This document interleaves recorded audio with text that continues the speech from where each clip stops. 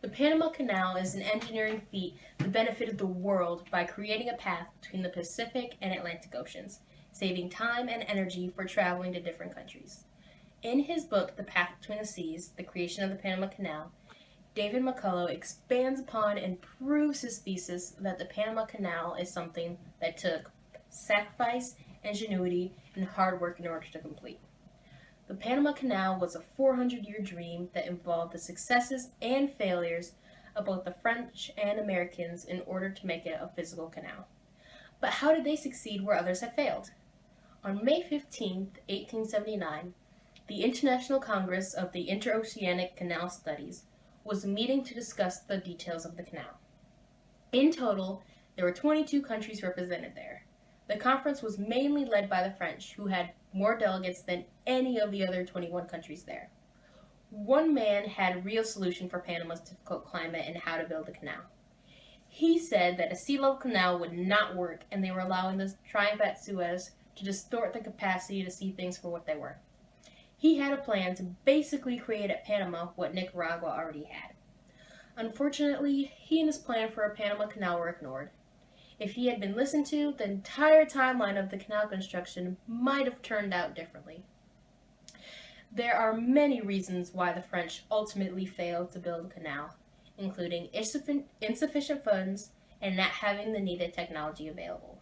But the great and final blow to the canal construction was when the scandal that had been going on from nearly the beginning was brought to light. The main members of the Compagnie Nouvelle were found guilty of various criminal offenses, including lying about the progress and conditions of the canal construction and bribing the press and officials in order to create positive press and secure votes for the lottery bonds to be passed. The bankruptcy of the Panama Canal Company in 1889 caused more than the ruin of thousands of investors. Because of that, their sentences were to serve various amounts of years in prison and pay the stockholders the money they had lost. Although the canal company had been able to keep working despite various setbacks in the past, there was no coming back from this one. France was officially done with trying to build a canal, giving the U.S. the perfect opportunity to take over. However, the U.S. didn't immediately plan on taking over the unfinished canal in Panama. The plan was to build a canal in Nicaragua. It would take the combined efforts of William Cromwell and Felipe Varela to convince them otherwise. An important factor that helped convince more U.S. senators to pick Panama over its rival was when Mount Pelve, a Nicaraguan volcano, erupted. This was used as an example of why Nicaragua was an environmentally unstable place to take on such an important project. With a final vote of 42 to 34, the go-ahead was given for the Panama Canal. The U.S. was on board for creating a canal in Panama. All that was left was to get Colombia's agreement. The Hay-Huron Treaty would have allowed Compagnie Nouvelle to pass the reins of the Panama Canal and all of its rights, privileges, properties, and concessions to the U.S. Colombia would give them a 6-mile wide canal zone from Colón to Panama City, but not including any of those cities. It was good for 100 years, and the U.S. could renew it at will, and had to pay the Republic of Colombia $10 million in gold and an annual rent of $250,000. Colombia still had sovereignty over the zone, but the U.S. could have its own courts of law and enforce its own regulations in the zone. Colombian police would provide protection for the canal and the railroad. However, with permission from the Colombian government, or in case of an emergency, the U.S. would be able to do so in its place. However, when the deal got to Bogota, the government refused to ratify the treaty. The Colombian leaders believed the U.S. was getting too much for too little money, and they valued Panama too much to give it up so readily. The U.S. Secretary of State, John Hay, told President Roosevelt that since Colombia was unwilling to go through with building the canal under the Treaty of 1846, the U.S. had 3 choices. First, Roosevelt could ignore Colombia's objections and build the canal under the treaty anyway. If the move resulted in a war, it'd be brief and inexpensive. Moving forward with the Spooner Act would be the second option, meaning they'd give up on taking over France's efforts in Panama and return to the original plan of beginning canal construction in Nicaragua. The third option would be to bide their time until Colombia would be convinced change its mind and be willing to negotiate another treaty. But little did they know, a group of men had created a fourth option. The state of Panama was willing to succeed if the Colombian Congress failed to ratify the Canal Treaty, and they would negotiate a treaty in order to allow the U.S. to take over the canal. A conspiracy was hatched to secede from Colombia. Panama was determined to see this deal through. As with most revolutions, there were a few hitches in the operation. One came in the form of a man named J. Gabriel Duque.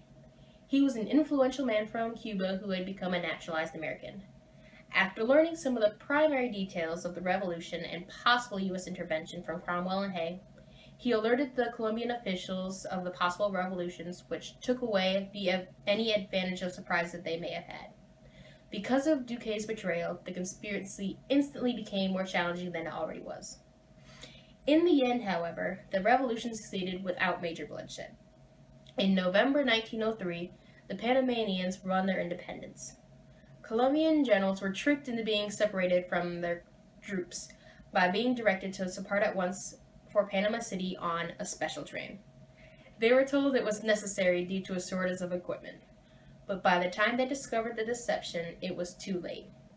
The U.S. sent the naval warship Nashville to keep the Colombian troops from marching to put down the rebellion. In the end, the only deaths that occurred were a Chinese shopkeeper who had been asleep in bed and a donkey. If it wasn't for the Americans and the show of force, the Republic of Panama might have only lasted for about a week.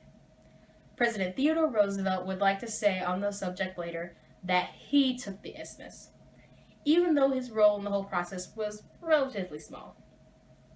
He denied that any U.S. officials had any part in the revolution, but the U.S. government officially recognized the Republic of Panama as a country almost as soon as they had liberated themselves. After the successful revolution, the U.S. was finally able to get down to business. Over the course of 10 years, many great strides were made.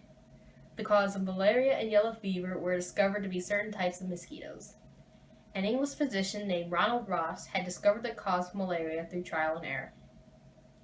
Although reluctant to believe it at first, Colonel William Gorgas from the U.S. Army Medical Corps utilized his research in order to minimize breeding grounds for the mosquitoes and to preventive measures to keep them out of homes and establishments. As a result, he was able to eventually eradicate both diseases. The role of chief engineer in Panama went from John Wallace to John Stevens to George Giotos. They utilized the Panama Railroad, planned things out before getting to work, and improved labor relations, among other things. Construction on the lock started on August 24, 1909, and ended on May 31, 1913. The Panama Canal was shaped as much by geopolitical forces as by the ingenuity of the engineers and workers who shaped its walls. National pride, the need for convenience, failures, successes, technological innovations were all driving forces to create the structure that benefits the world to this day.